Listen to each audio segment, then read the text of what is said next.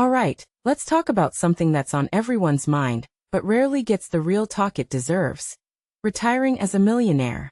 Now before you roll your eyes and think, yeah right, only for the rich. Let me stop you right there. What if I told you that becoming a millionaire by retirement isn't about hitting the lottery or having a six-figure salary? It's about making a few smart, intentional choices that compound over time. And no, it's not as boring as it sounds, trust me. Here's the thing.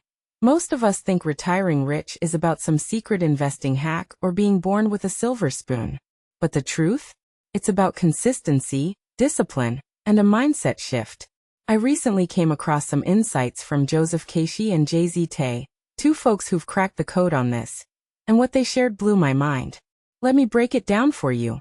First up, choosing thrift over lavishness.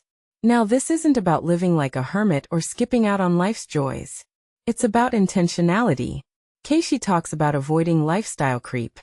You know, that slow but steady increase in spending as your income grows. Personally, I think this is where most people go wrong. We see a bigger paycheck and immediately upgrade our car, house, or vacations. But Keshi? He stayed focused on preserving assets, avoiding debt, and keeping his financial life simple. What makes this really interesting is how counterintuitive it feels. In a world that glorifies flexing, Keshi's approach is almost rebellious. But here's the kicker. By avoiding excess, he gained something far more valuable than a fancy car: peace of mind. He wasn't tied to high-interest debt or fragile investments. His choices weren't about deprivation. They were about freedom. And that's a lesson I think we all need to hear. Next, let's talk about prioritizing debt-free growth over flashy upgrades. Keshi focused on growing his properties without leveraging them to the hilt. Instead of refinancing and splurging on luxury, he kept his properties debt-free and relied on rental income. This might sound unexciting, but it's genius. By keeping leverage low, he avoided the stress of market swings and built a steady, reliable income stream. From my perspective, this is where a lot of people get it wrong. We're so focused on the next big upgrade, the new house, the fancy car, that we forget the value of stability. Keshi's approach wasn't about impressing anyone. It was about building something that lasts. And in a world where financial security feels increasingly out of reach, that's a game changer. Now, let's dive into staying financially hands-on and clear-headed.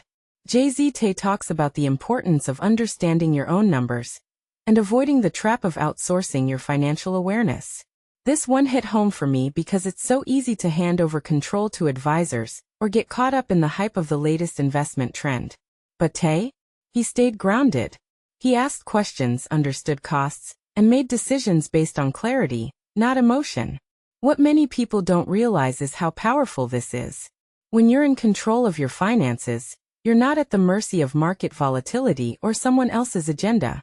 Tay's approach allowed him to pause during downturns, avoid costly mistakes, and build a quiet confidence that comes from knowing exactly where you stand.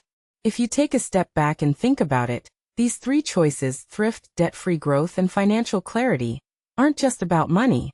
They're about building a life that's resilient, intentional, and free from unnecessary stress.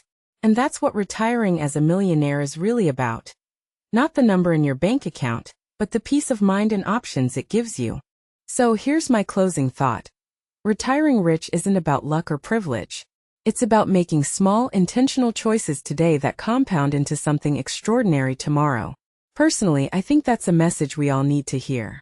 So what's one small change you can make today to set yourself up for a millionaire retirement? Let me know in the comments. I'd love to hear your thoughts.